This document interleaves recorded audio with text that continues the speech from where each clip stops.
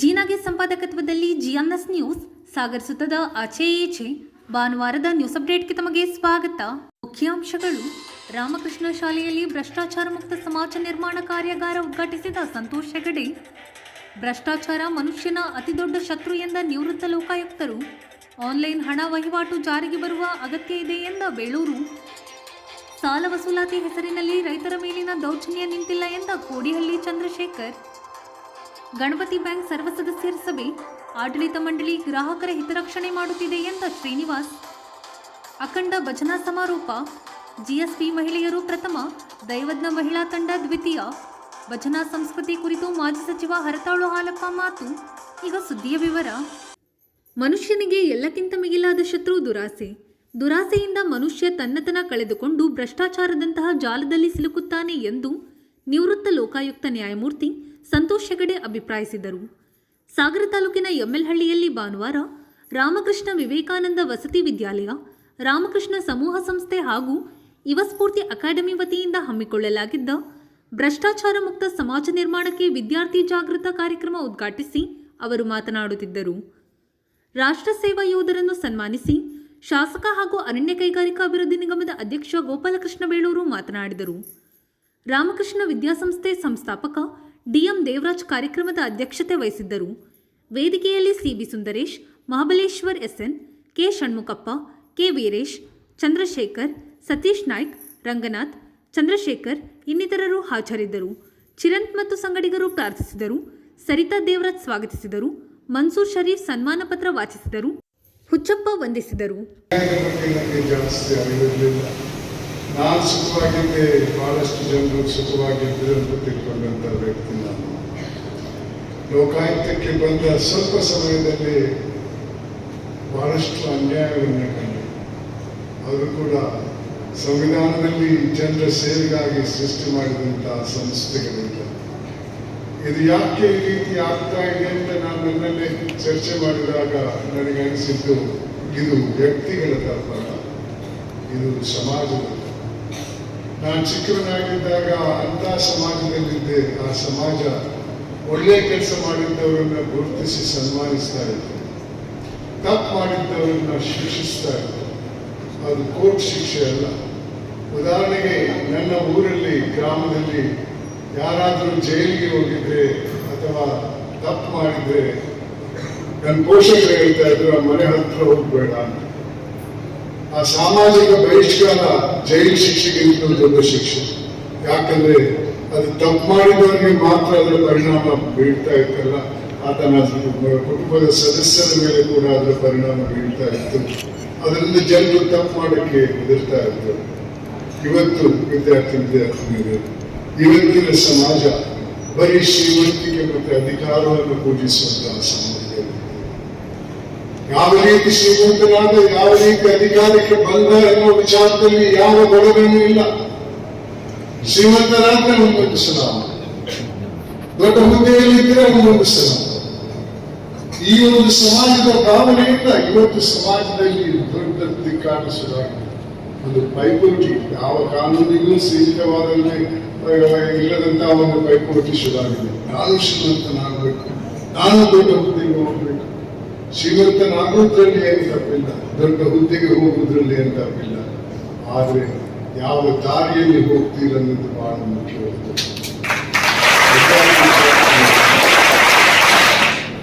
ನೀವು ಕಲಿಯುವಂತಹ ಪಾಠದಿಂದ ಸಾಮಾಜಿಕ ಮೌಲ್ಯಗಳ ಅರ್ಥ ನಿಮ್ಮಲ್ಲಿ ಹೋಗ್ತದೆ.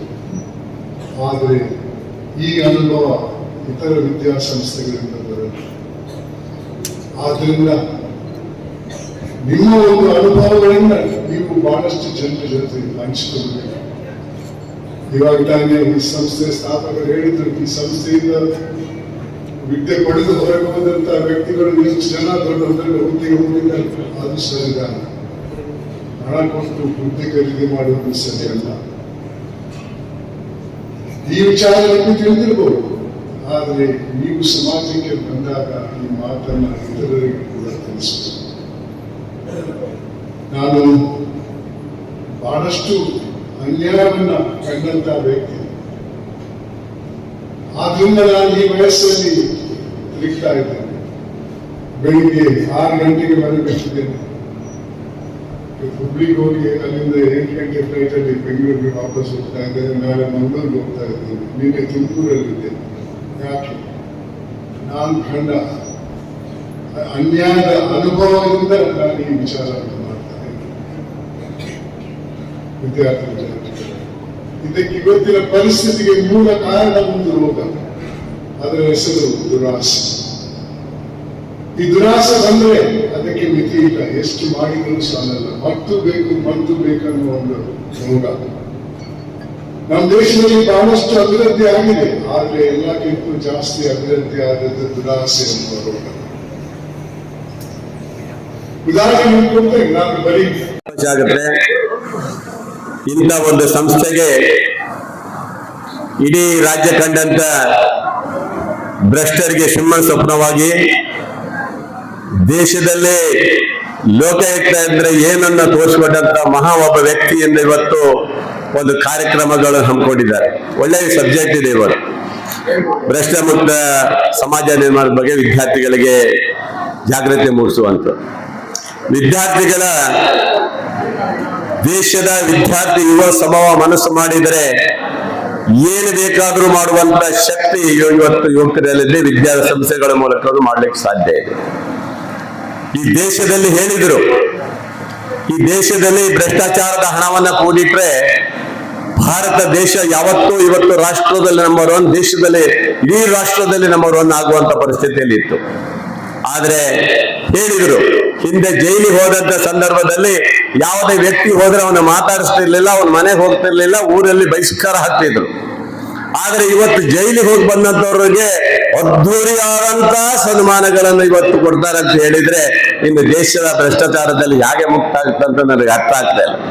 ಅದು ಒಂದೆರಡಲ್ಲ, ಸಾವಿರಾರು ಕೋಟಿ ಹೊಡೆದ್ರು ಸಹ ಆ ಹಣವನ್ನ ಇವತ್ತು ವಸೂಲು ಮಾಡುವಂತ ಪರಿಸ್ಥಿತಿ ಇಲ್ಲ. ದೇಶ ಬಿಟ್ಟು ಹೋದಂತರು ಬಹಳ ಜನ ಇವತ್ತು. ನನಗೆ ಒಂದು ನೆನಪಾಗುತ್ತೆ, ಚುನಾವಣೆ ಕಮಿಷನರ್ ಅಂತ TN ಶೇಷನ್ ಅವರು ಈ ದೇಶದಲ್ಲಿ ಮಾದರಿ ಚುನಾವಣೆಯನ್ನು ಮಾಡಿದ್ದಾರೆ. ಆ ವ್ಯಕ್ತಿಯ ಹೆಸರಿನಲ್ಲಿ ಈ ದೇಶದಲ್ಲಿ ನಡಗಿದ್ರು ಒಂದು ಕಾಲದಲ್ಲಿ. ಆ ಪುಣ್ಯಾತ್ಮ ತನ್ನಂತ ಚುನಾವಣಾ ವೆಚ್ಚವನ್ನು ಕಡಿವಾಣ ಹಾಕಿದ್ರು. ಆ ನಂತರ ಬಂದಂತ ಯಾವ ಚುನಾವಣೆ ಆಫೀಸರು ಸಹ ಆ ತರ ದಿಟ್ಟ ಕ್ರಮವನ್ನು ಯಾರು ತೆಗೆದುಕೊಂಡಿರ್ಲಿಲ್ಲ. ಅವ್ರು ಯಾರೋ ಒಂದು ಮಗು ಮಾತಾಡ್ತಾ ಹೇಳಿದ್ರು, ಚುನಾವಣೆಯಲ್ಲಿ ಭ್ರಷ್ಟಾಚಾರ ಹಣ ಖರ್ಚು ಮಾಡ್ತಾರಂತ. ಆ ರೀತಿಯಾದಂತ ಒಂದು ದಿಟ್ಟ ಅಧಿಕಾರಿಗಳು ಬಂದಿದ್ರೆ ಯಾರು ಸಹ ಚುನಾವಣೆಯಲ್ಲಿ ಭ್ರಷ್ಟಾಚಾರ ಮಾಡೋ ಹಣವನ್ನು ಉಪಯೋಗ ಮಾಡುವ ಸಾಧ್ಯತೆನೇ ಇಲ್ಲ. ಅದು ನೇರವಾಗಿ ಮತದಾನ ಆಗುತ್ತೆ ಅನ್ನೋದು ಇವತ್ತು ನಾ ಹೆಮ್ಮೆಯಿಂದ ಹೇಳ್ಬೋದು ಬಂದಿರಲಿ ಮಕ್ಕಳ ಇವತ್ತು ವಿದ್ಯಾರ್ಥಿಗಳಿಗೆ. ಅದನ್ನು ನಿಲ್ಲಿಸ್ಲಿಕ್ಕೆ ಆಗ್ಲಿಲ್ಲ ಇವತ್ತಿನ ಅಧಿಕಾರಿ. ಆದ್ರೆ ಕರ್ನಾಟಕದಲ್ಲಿ ಲೋಕಾಯುಕ್ತ ಆದಂತ ಸಂದರ್ಭದಲ್ಲಿ ನಮ್ಮ ಸಂತೋಷ್ ಹೆಗಡೆ ಅವರು ಬಂದ ಮೇಲೆ ಎಷ್ಟು ಜನ ಗಡಗಡ ಅಂತ ನಡಿಗೆ ಹೋದ್ರು, ಎಷ್ಟು ಜನ ಜೈಲಿಗೆ ಹೋದ್ರು, ಎಲ್ಲವನ್ನು ನೋಡ್ಬೇಕಾಗತ್ತೆ. ಆ ರೀತಿಯಾದಂತ ಒಂದು ನ್ಯಾಯಯುತವಾದಂತ ಸಂಸ್ಥೆಯಲ್ಲಿ ಒಳ್ಳೆ ಅಧಿಕಾರಿಗಳು ಬರಬೇಕು. ಇವತ್ತು ಬಹಳಷ್ಟು ಹಣವನ್ನು ಕೂಡಾಕಿದವರಿಗೆ ಸಂಸ್ಥೆಗಳಿದಾವೆ. ಇವತ್ತು ED ಇರ್ಬೋದು, IT ಇರ್ಬೋದು, ರೈಡ್ ಮಾಡಿಬಿಟ್ಟು ಹಣವನ್ನ ಸಂಗ್ರಹಣೆ ಮಾಡುದು ಅಂತ ಹೇಳಿಲಿಕ್ಕೆ ಅವಕಾಶ ಇದೆ. ಆ ನಂತರ CBIಗೂ ಕೊಡ್ಲಿಕ್ಕೆ ಅವಕಾಶಗಳಿದಾವೆ. ರಾಜ್ಯದ ತನಿಖೆ ಸ್ಥಾನ ಇವತ್ತು ಬಹಳಷ್ಟು ಸಂಸ್ಥೆಗಳು ಹುಟ್ಕೊಂಡಿದ್ದಾವೆ. ಅವೆಲ್ಲವನ್ನ ಉಪಯೋಗ ಮಾಡಿಕೊಂಡು ಭ್ರಷ್ಟಾಚಾರಕ್ಕೆ ಕಡಿವಾಣ ಹಾಕುವಂಥದ್ದು ಆಗ್ಬೇಕಾಗಿದೆ. ಭವಿಷ್ಯದಲ್ಲಿ ನನಗೆ ಒಂದೇ ಒಂದು ಭ್ರಷ್ಟಾಚಾರವನ್ನು ಕಡಿವಾಣ ಹಾಕ್ಲಿಕ್ಕೆ ಒಂದೇ ಒಂದು ದಾರಿ ಉಳಿದಿರೋದು ಏನಂತ ಹೇಳಿದ್ರೆ, ಈ ದೇಶದಲ್ಲಿ ಹಣ ಚಲಾವಣೆ ಮಾಡೋದು ಬೇಡ, ಕೇವಲ ನೇರವಾಗಿ ಏನು ಇದ್ರ ಮೂಲಕ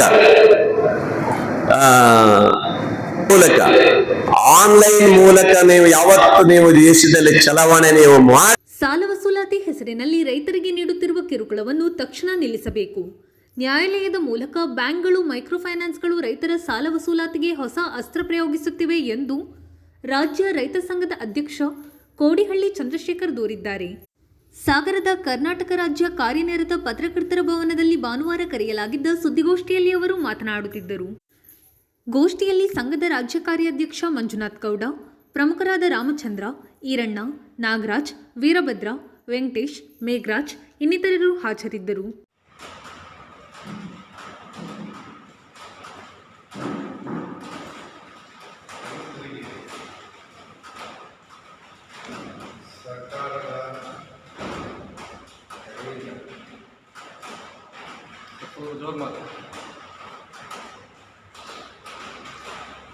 ರೈತರಿಗೆ ಸಾಲ ವಸೂಲಿ ಕ್ರಮ ಜಾಸ್ತಿ ಆಗಿದೆ.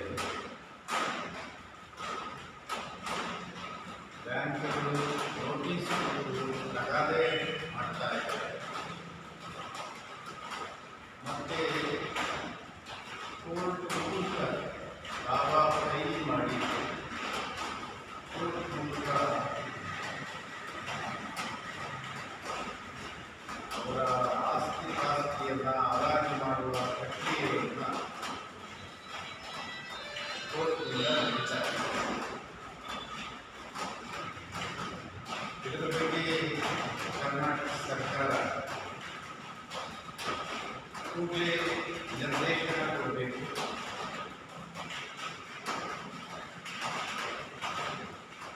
ಈ ಪ್ರಕ್ರಿಯೆಯನ್ನು ನಿಲ್ಲಿಸಬೇಕು.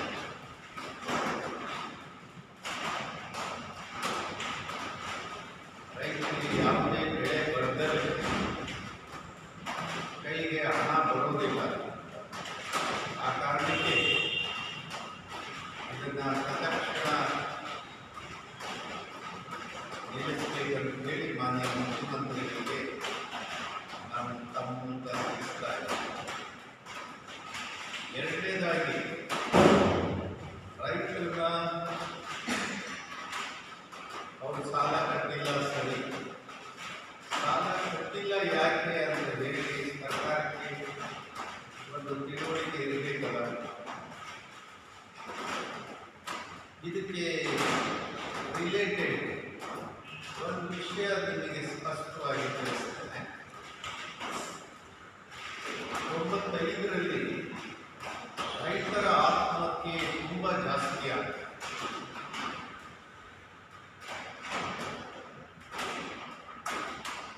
ಆ ಸಂದರ್ಭದಲ್ಲಿ ನಾವೆಲ್ಲ ಡೆಲ್ಲಿಯಲ್ಲಿ ಹೋದ ಪ್ರತಿಭಟನೆ ಮಾಡಿ ಪ್ರಧಾನಮಂತ್ರಿಯವರಿಗೆ ಮನವಿಯನ್ನು ಕೊಟ್ಟಿದ್ದರು. ಪ್ರೊಫೆಸರ್ ನರಸಿಂಹಸ್ವಾಮಿ ಇದ್ದರು, ಮಹೇಂದ್ರ ಸಿಂಗ್ ಟಿಕಾಯತ್ ಅವರು. ಒಂದು ವಿಷಯ ಅವರಿಗೆ ಕ್ಲಾರಿಫೈ ಮಾಡಿ, ರೈತರ ಆತ್ಮಹತ್ಯೆ ಅವರು ಬಿತ್ತಿದಂಥ ಬೆಳೆ ಕಟಾವು ಮಾಡಿ ಮನೆಗೆ ತಂದು ಮಾರುಕಟ್ಟೆ ಮಾಡಿ ಅವರ ಉತ್ಪಾದನಾ ವೆಚ್ಚ ಕೂಡ ಅದು ವರ್ಕೌಟ್ ಆಗ್ತಾ ಇದೆ. ಇದರಿಂದ ನಷ್ಟ ಆಗ್ತಾ ಇದೆ. ಅದಕ್ಕೆ ರೈತ ಬ್ಯಾಂಕ್ ಸಾಲಗಳು ಕಟ್ಟುತ್ತದೆ, ಖಾಸಗಿ ಸಾಲಗಳನ್ನು ಕಟ್ಟದಲ್ಲಿ ಇವತ್ತು ಆತ್ಮಹತ್ಯೆಗೆ ಶರಣಾಗ್ತಾ ಇದ್ದಾರೆ ಅಂತ ಹೇಳಿ ನಾವು ಹೇಳಿದ ಮೇಲೆ ಸರ್ಕಾರ ಒಂದು ತೀರ್ಮಾನ ಮಾಡಿದೆ. ನಾವು ಈ ಕೂಡಲೇ ಇದನ್ನು ಸಂಪೂರ್ಣವಾಗಿ ಮನಗಂಡು ಇದಕ್ಕೆ ಸಂಪೂರ್ಣ ಸೈಂಟಿಫಿಕ್ ಆಗಿ ಏನು ಕಾರಣ ಏನು ಅಂತ ಹೇಳಿ ತಿಳ್ಕೊಳ್ಳೋಣ, ಅದಕ್ಕೆ ಪರಿಹಾರ ಹುಡುಕೋಣ ಅಂತ ಹೇಳಿ ಮಾತಾಡ್ತಾರೆ. ಆಗ ನೇಮಕ ಮಾಡಲ್ಪಟ್ಟಂಥದ್ದೇ ಡಾಕ್ಟರ್ MS ಸ್ವಾಮಿನಾಥನ್, ಕೃಷಿ ವಿಜ್ಞಾನಿಯಾದಂಥ ಡಾಕ್ಟರ್ MS ಸ್ವಾಮಿನಾಥನ್ ಅವರು. ಗ್ರಾಹಕರ ಸೇವೆಗೆ ಗಣಪತಿ ಬ್ಯಾಂಕ್ ಕಟಿಬದ್ಧವಾಗಿದ್ದು ಗ್ರಾಹಕ ಸ್ನೇಹಿ ಅನೇಕ ಯೋಜನೆ ಜಾರಿಗೆ ತಂದಿದ್ದೇವೆ ಎಂದು ಗಣಪತಿ ಬ್ಯಾಂಕ್ ಅಧ್ಯಕ್ಷ ಆರ್ ಶ್ರೀನಿವಾಸ್ ತಿಳಿಸಿದರು.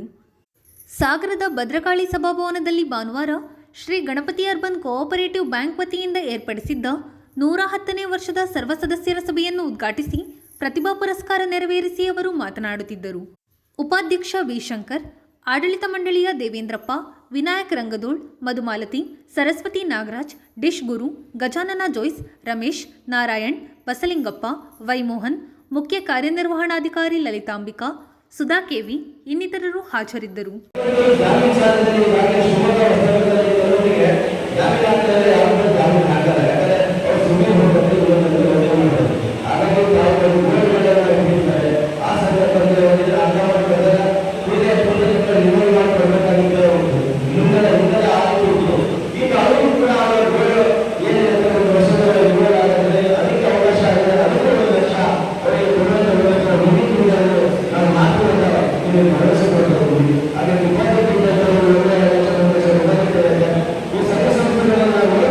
ಪ್ರತಿದಿನ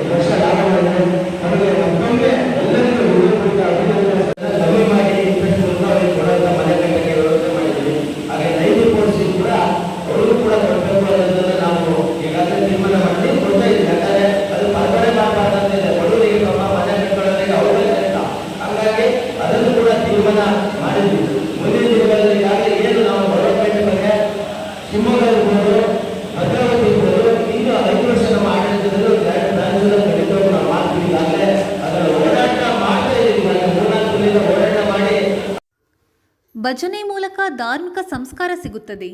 ನಮ್ಮ ಸಂಸ್ಕೃತಿ ಸಂಸ್ಕಾರ ಪರಂಪರೆಯನ್ನು ಮಕ್ಕಳಿಗೆ ಕಲಿಸುವ ಹೊಣೆಗಾರಿಕೆಯನ್ನು ಪೋಷಕರು ತೆಗೆದುಕೊಳ್ಳುತ್ತಿಲ್ಲ ಎಂದು ಮಾಜಿ ಸಚಿವ ಹರತಾಳು ಹಾಲಪ್ಪ ತಿಳಿಸಿದರು.